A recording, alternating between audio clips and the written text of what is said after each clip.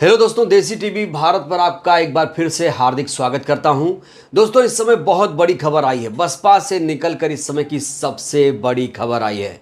दोस्तों, आपको याद दिला दूं कि 5 राज्यों में विधानसभा का चुनाव होने जा रहा है। छत्तीसगढ़, मध्य प्रदेश, राजस्थान, तेलंगाना और मिजोरम में 4 राज्यों में बसपा मजबूती से चुनाव लड़ रही है। और अब मायावती जी की रैली कहां कहां होने वाली है, उसका एक रूपरेखा तैयार हो गया है। बसपा सुप्रीमो ने कमान संभाल ली है। जी हां दोस्तों, विस्तार से इस खबर पर आज हम बात करने वाले हैं। तो आपको बता दूं कि 4 राज्यों में बसपा चुनाव लड़ने वाली है। ये हैं राजस्थान, मध्य प्रदेश, छत्तीसगढ़ और तेलंगाना। मैं आपको याद दिला दूं, यहां पर मध्य प्रदेश, छत्तीसगढ़ में बसपा ने गठबंधन किया है। गोंडवाना गणतंत्र पार्टी के साथ बसपा ने यहां पर गठबंधन किया है। वहीं पर तेलंगाना और राजस्थान में बसपा अकेले ही चुनाव लड़ रही है। तो अब इस खबर पर आप नजर दौड़ाइए। 5 राज्यों के चुनाव, मायावती ने संभाली राजस्थान की कमान, आकाश के हवाले किया एमपी और छत्तीसगढ़।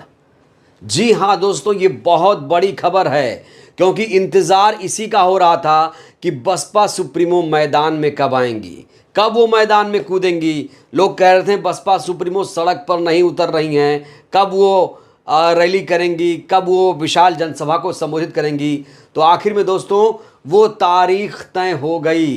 तो तारीख बताने से पहले, रैलियां कहां कहां होंगी बताने से पहले दोस्तों, मैं आपको थोड़ा सा रूपरेखा देना चाहूंगा कि किस तरीके से बसपा इस चुनाव को गंभीरता के साथ लड़ रही है। मैं आपको बताऊं तो बसपा चली गांव की ओर के अभियान की शुरुआत की गई है। और दोस्तों, आकाश आनंद इस समय मध्य प्रदेश में डटे हुए हैं। वहां पर तमाम कार्यकर्ताओं को जोड़ा जा रहा है। जैसा कि मैं आपको पहले भी बता चुका हूं कि बसपा इस समय युवाओं को अपने पार्टी में जोड़ने का काम कर रही है। और दोस्तों, मध्य प्रदेश, छत्तीसगढ़ को हवाले कर दिया गया है आकाश आनंद को। वहीं पर राजस्थान की कमान संभाल ली है बसपा सुप्रीमो ने।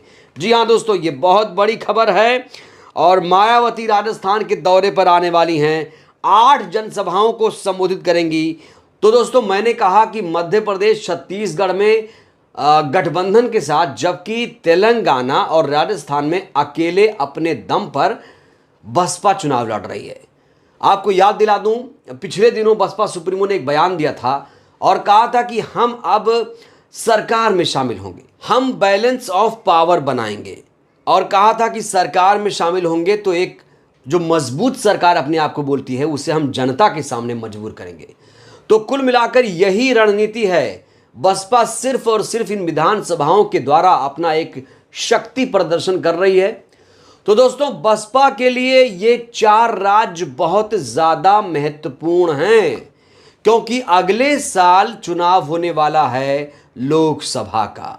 और कहा जा रहा है कि लोकसभा का चुनाव बसपा के लिए इससे भी ज्यादा महत्वपूर्ण है। और यही 4 राज्य के नतीजे तय करेंगे बसपा की शक्ति कितनी है, कितनी बची है। तो दोस्तों, चलिए जल्दी से मैं आपको बता देता हूं कि राजस्थान में जब बीएसपी सुप्रीमो कमान संभालेंगी तो कब कब उनकी रैली होगी, ये मैं आपको बता देता हूं दोस्तों। तो जो तारीखें आई हैं सामने दोस्तों, 17, 18, 19, 20 नवंबर को ये बीएसपी उम्मीदवारों के पक्ष में रैली करेंगी। 16 से लेकर 20 नवंबर तक ये राजस्थान में रहेंगी। और दोस्तों, आपको बता दूं, इस दौरान 8 रैलियां होंगी। तो 4 दिन में 8 जनसभा को बसपा सुप्रीमो राजस्थान में संबोधित करने वाली हैं। दोस्तों, ऐसा हो क्यों रहा है, आप इसे समझिए। पहले बसपा सुप्रीमो की रैली की डिमांड बहुत दिनों से हो रही थी। और देखिए, बसपा सुप्रीमो डिमांड हो या ना हो, वो खुद अपने प्रत्याशियों के समर्थन में रैली करती रही हैं। और आपको बता दूं दोस्तों, राजस्थान में 16 से 20 नवंबर तक ये रहेंगी। तो यहां पर जो चुनाव है वो 25 नवंबर को है। राजस्थान में विधानसभा का चुनाव 25 नवंबर को है, जिससे मायावती जी की रैली का जो असर है वो जनता के दिलों में जिंदा रहे। अब दोस्तों, ये जो खबर सामने आई है कि 8 रैलियां करेंगी, 4 दिन में 8 जनसभा को संबोधित करेंगी। खास तौर से मैं कहूंगा यहां पर पूर्वी राजस्थान को बहुत ज्यादा फोकस कर रही है बसपा सुप्रीमो, क्योंकि पूर्वी राजस्थान वो क्षेत्र है जहां पर दोस्तों लगातार बसपा जीती रही है। अब 2018 के विधानसभा चुनाव को ही आप देख लीजिए तो वहां पर बसपा के 6 उम्मीदवारों ने जीत हासिल की थी। हालांकि उन्होंने दगाबाजी की पार्टी के साथ वो कांग्रेस के साथ मिल गए।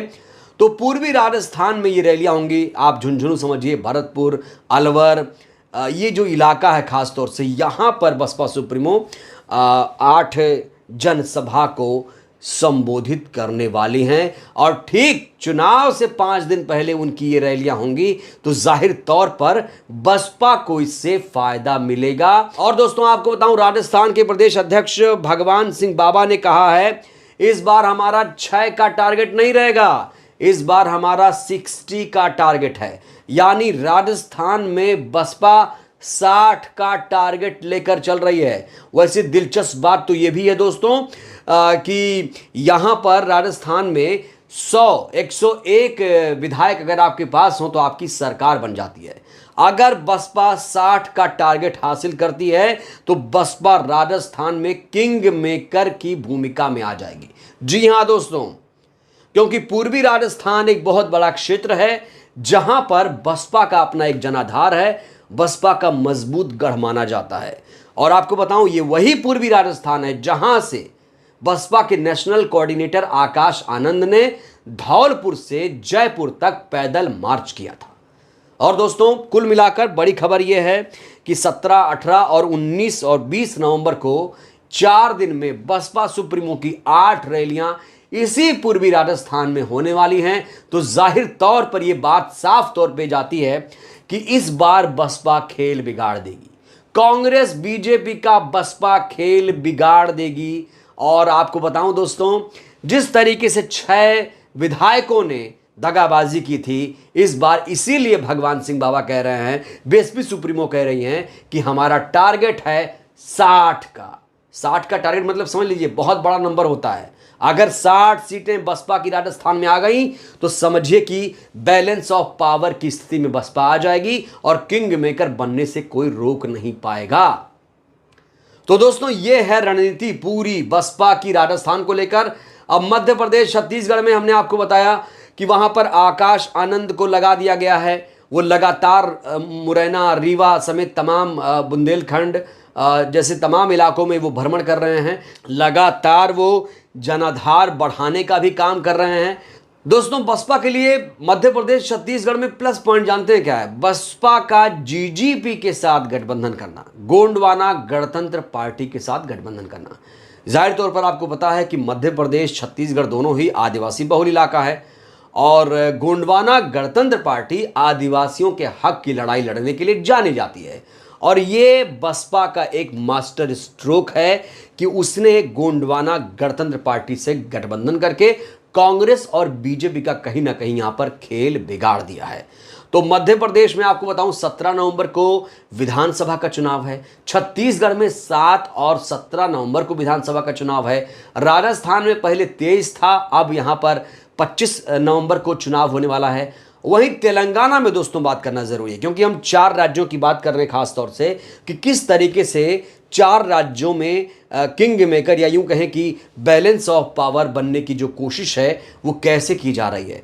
देखिए तेलंगाना में इस बार एक बहुत मजबूत चेहरे को बसपा ने मुख्यमंत्री पद का उम्मीदवार बना दिया है। उनका नाम RS प्रवीण है और काफ़ी चर्चित हैं। ये पहले IPS अफसर थे, इन्होंने नौकरी छोड़ी और अब बसपा के मिशन को आगे बढ़ाने का काम कर रहे हैं। अब ये अगर तेलंगाना में अच्छा खासा प्रभाव रहा तो वहाँ पर RS प्रवीण मुख्यमंत्री बन जाएंगे। तो मध्य प्रदेश, छत्तीसगढ़, राजस्थान, तेलंगाना में बसपा अपना शक्ति प्रदर्शन कर रही है और बहुत ही मजबूती के साथ धरातल पर नजर आ रही है। एक रणनीति के साथ वो यहाँ पर अपना काम करती हुई नजर आ रही है। अब बसपा सुप्रीमो जब राजस्थान में रैलियां करेंगी, जनसभा को संबोधित करेंगी, तो जाहिर तौर पर एक बहुत बड़ा मैसेज जाएगा। और आपको बताऊं दोस्तों, सिर्फ राजस्थान नहीं, वो मध्य प्रदेश में भी जाएं, छत्तीसगढ़ में भी जाना चाहिए उन्हें और तेलंगाना में भी जाना चाहिए, जिससे बसपा का जो संकल्प है वो पूरा हो पाए।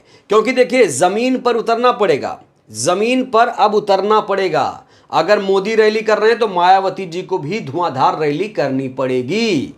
बिना रैली के, बिना जमीन पर आए कुछ नहीं होगा। और शायद इसीलिए बसपा सुप्रीमो ने धुआंधार जनसभा करने का फैसला लिया है। जाहिर तौर पर दोस्तों ये एक बहुत बड़ा निर्णय है, ये बहुत बड़ी खबर है। बसपा से आई एक बहुत बड़ी खबर थी जिसको हमने आप तक पहुंचाया दोस्तों। और बसपा इस समय बहुत ही मजबूती के साथ धरातल पर यानी जमीन पर नजर आ रही है। कुल मिलाकर 4 राज्यों की जीत को लेकर बसपा मेहनत से लड़ाई लड़ रही है। देखते हैं 3 दिसंबर को नतीजे क्या होंगे। बहरहाल इस वीडियो में इतना ही दोस्तों। आपकी इस वीडियो पर क्या राय है? बसपा सुप्रीमो को क्या छत्तीसगढ़, मध्य प्रदेश, तेलंगाना में भी धुआंधार रैली करनी चाहिए? रैली को लेकर, बसपा सुप्रीमो की रैली को लेकर आप लोग क्या सोचते हैं? अपनी राय आप जरूर दीजिएगा। वीडियो को लाइक करिए, चैनल को सब्सक्राइब करिए, सहयोग करिए, वीडियो को जन जन तक पहुंचाइए जिससे बहुजन समाज जागरूक हो। जय भारत, जय संविधान।